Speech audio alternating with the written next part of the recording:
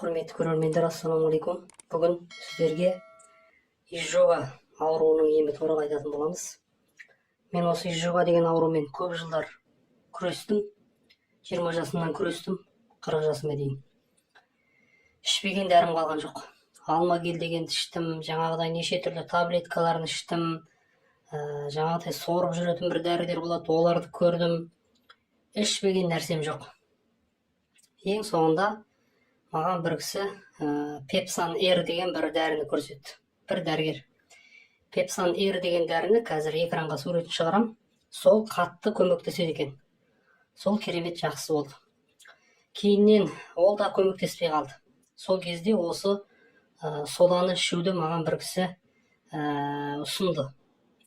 Соданы мен басында суық суға салып ішіп жүрдім, араластырып, бірақ нәтижесі болмай жүрді. Кейіннен жаңағы бір Қытайдан келген профессор ағамызға барған кезде ол кісі айтты, содаменен жаңағы ыдыс-аяқты жуасың үйде деді. Сол кезде сен суық суға салып жусаң, сода ыдыс-аяқтың жаңағы кесенің ішіндегі, шайнектің ішіндегі жаңағы шайдың жұққан нелерін, қара шайдың кетірмейді деді, қақтарын. Өзің байқап жүрген шығарсың деді. Ыстық суға салсаң бірден кетіреді деді. Сода деген сондай керемет нәрсе, өзінің жаңа құрамын өзгертіп тұрады, күшін өзгертіп тұрады. Сол себептен сен соданы жылы суға салып іш деді. Ыстық емес, жылы суға. Егер суық суға салып ішсең, содадан ешқандай пайда болмайды деді. Егер ыстық суға салып ішсең, сода сенің бүкіл асқазаныңның түктерін жейтітіп жібереді деді. Асқазаныңның түктері итак изжогадан күйіп, жаңағыдай қыжылдан әбден күйіп қалған асқазан, оны сода одан сайын күйгізіп тастайды деді.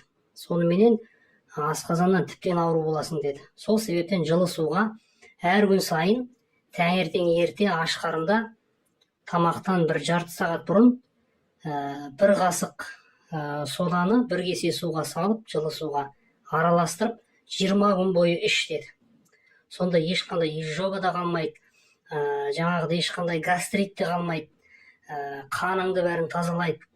Асқазан ішек жолдарындағы бүкіл жаңағы микробтарды барлығысын тазалайды. Бүкіл ішегің, асқазаның, өтің, бауырың барлығысы жаңа туған баланың организмінде болады деді. Сол нәрсені мен 20 күн істеп көрдім. Құдайға шүкір. Содан кейін шынын айтқан кезде кәдімгідей бір рахаттанып қалдым. Кәдімгідей сол изжога деген бәледен, қыжыл деген бәледен құтылдым деп айтсам болады. Кейде болады.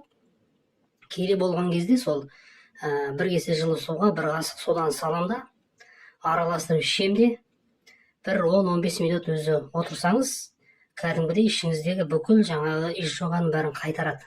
Ол кісі айтады, сода жылы суға қосып ішкен кезде асқазанда жиналып тұрған жаңағы кислотаны жаңағы сепаратормен жаңағы сүтті айырғандай айырып тастайды дейді. Суын бөлек, жаңағы кислотасын бөлек ыдыратып тастайды дейді. Бітті, содан кейін ол су жаңағыдай асқазанда сіңіп өзі кете береді. Қалған дүниелері жаңағы басқа жаққа кете береді. Осылай изжога деген аурудан құтылуға болады деп, және де басқа да көптеген аурулардың емі осы біздің сода.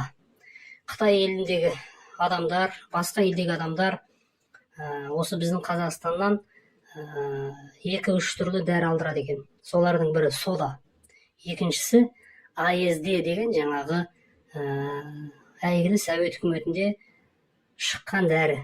Бүкіл жаңағы рак болсын, басқа болсын аурулардың барлығы енді сол дәрімен жазылып жатыр ғой. Сол екі нәрсені алдырады екен, әсіресе Қытайдың кісілері. Міне осы кәдімгі ас содасы.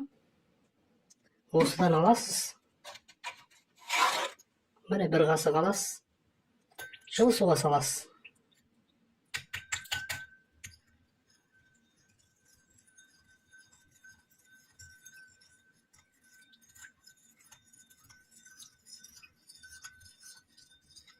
Бір 20 секундта дайын болады.